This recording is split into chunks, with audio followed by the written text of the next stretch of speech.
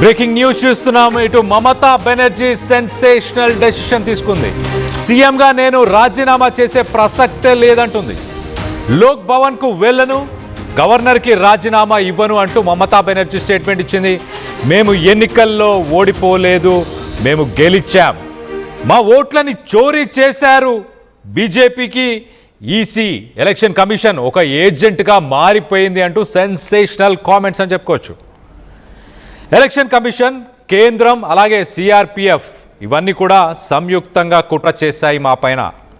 Counting కేంద్రాల్లో మా కార్యకర్తలను దారుణంగా కొట్టారు. దేశంలో ఒకే పార్టీ ఉండాలని బీజేపీ చూస్తుంది, కానీ బీజేపీ ఆశలు ఎప్పటికీ నెరవేరవు అంటూ మొత్తానికైతే మమతా బెనర్జీ ప్రస్తుతానికి ఒక సెన్సేషనల్ కామెంట్స్. ఈ కామెంట్స్ని ఎలా చూడాలి? నేను ఓడిపోలేదు అంటూ మాట్లాడుతుంది. ఓడిపోలేదు, నా కార్యకర్తలని కొట్టారు, కౌంటింగ్ సెంటర్స్ దగ్గర వాళ్ళని కొట్టడం జరిగింది అంటూ.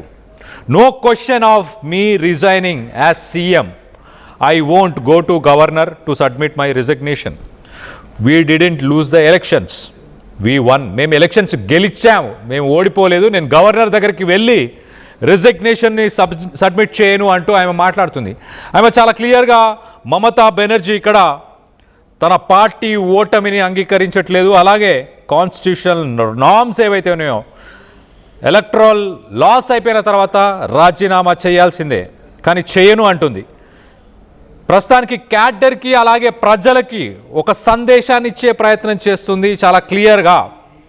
ఈ రిజల్ట్స్ ఏవైతే ఉన్నాయో అవి ఇల్లెజిటిమేట్, అంటే దాంట్లో న్యాయపరంగా లేవు, న్యాయపరంగా ఈ ఎలక్షన్లు జరగలేదు అన్న మెసేజ్ని టీఎంసీ పార్టీకి సంబంధించిన క్యాడర్ అలాగే వెస్ట్ బెంగాల్లో ఉన్న ప్రజలకి ఆ నినాదాన్ని తీసుకెళ్లే ప్రయత్నం స్ట్రాంగ్గా చేయడానికే ఇలాంటి ఒక స్టేట్మెంట్ ఇచ్చినట్టు చాలా క్లియర్గా తెలుస్తుంది. దీనికి సంబంధించి ఒక్కసారి మనం చూస్తే, our votes were stolen, the election commission has become an agent for BJP. Election commission, centre and CRPF jointly conspired అంటుంది. సో మా ఓట్లని దొంగతనం చేశారు.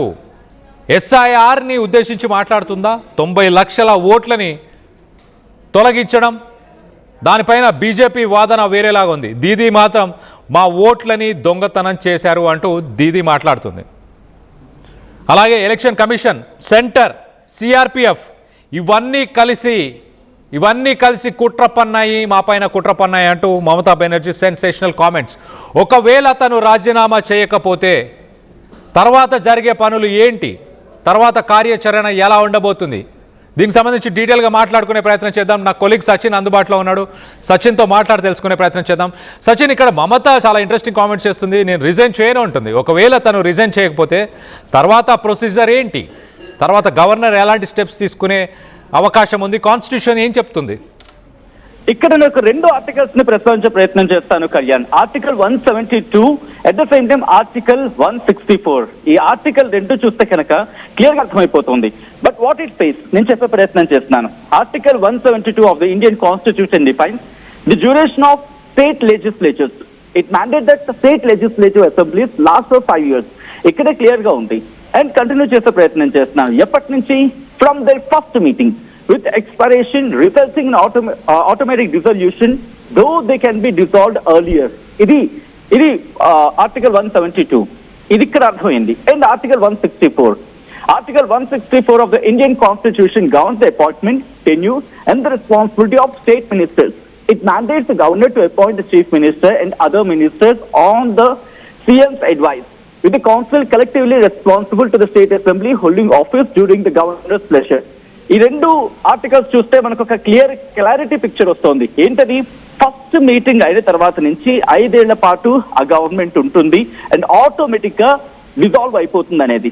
సో ఇటువంటి సిచ్యువేషన్ లో మమతా బెనర్జీ ఇప్పుడు గవర్నర్ కి లెటర్ సమర్పించకపోయినా ఇప్పుడు ఆటోమేటిక్ గా గవర్నమెంట్ అక్కడ డిజాల్వ్ అయిపోయినట్టే మనం భావించాలి. అండ్ ఇక రెండో డెవలప్మెంట్, మీరు అన్నట్టుగా మమతా బెనర్జీ వెళ్ళకపోతే ఏం జరిగే అవకాశం ఉంది? ఇక్కడ ఒక పాయింట్ ని మీరు గమనిస్తే కనుక గవర్నర్ కీలక పాత్ర ఉంటుంది. ఇప్పుడు గవర్నర్ కనుక ఎప్పుడైతే ఎలక్షన్ అయిందో, రిజల్ట్స్ వచ్చేసాయో, ఇక అది కంటిన్యూషన్ ప్రాసెస్, అది కాన్స్టిట్యూషన్ ప్రకారం కంటిన్యూటీగా ఉన్న ప్రాసెస్.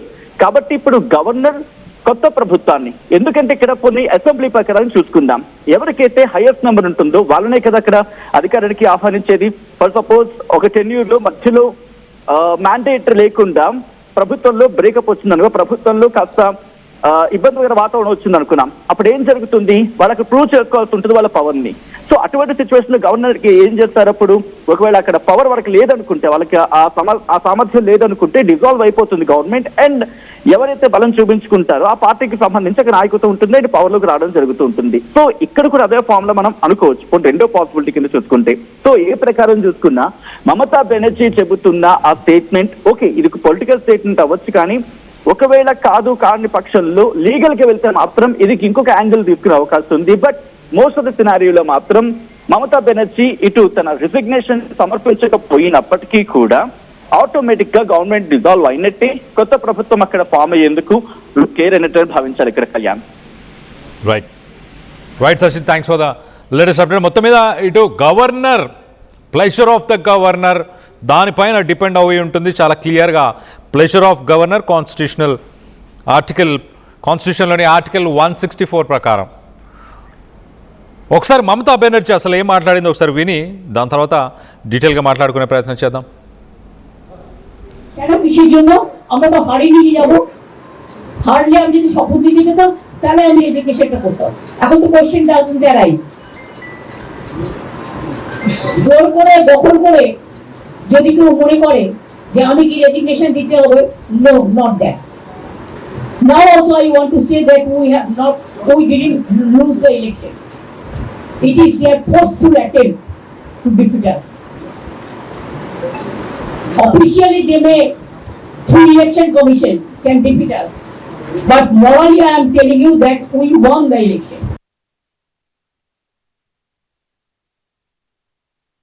తను చాలా క్లియర్గా ఏం చెప్తుంది, నేను ఓడిపోయి ఉంటే ఖచ్చితంగా నేను రిజిగ్నేషన్ని అందజేసేవాడిని, నేను ఓడిపోలేదు, నా మీద ప్రెషర్ తీసుకొచ్చే ప్రయత్నం చేస్తున్నారు. We did not lose the election, it is their forceful attempt, ఫోర్స్తోని వాళ్ళు అటెంప్ట్ చేస్తున్నారు అంటూ మమతా బెనర్జీ చెప్పుకొస్తుంది. సో మమతా బెనర్జీ చేసిన ఈ స్టేట్మెంట్తోని మీరు ఏకీభవిస్తున్నారా, లేక నిజంగానే ఎలక్షన్స్లో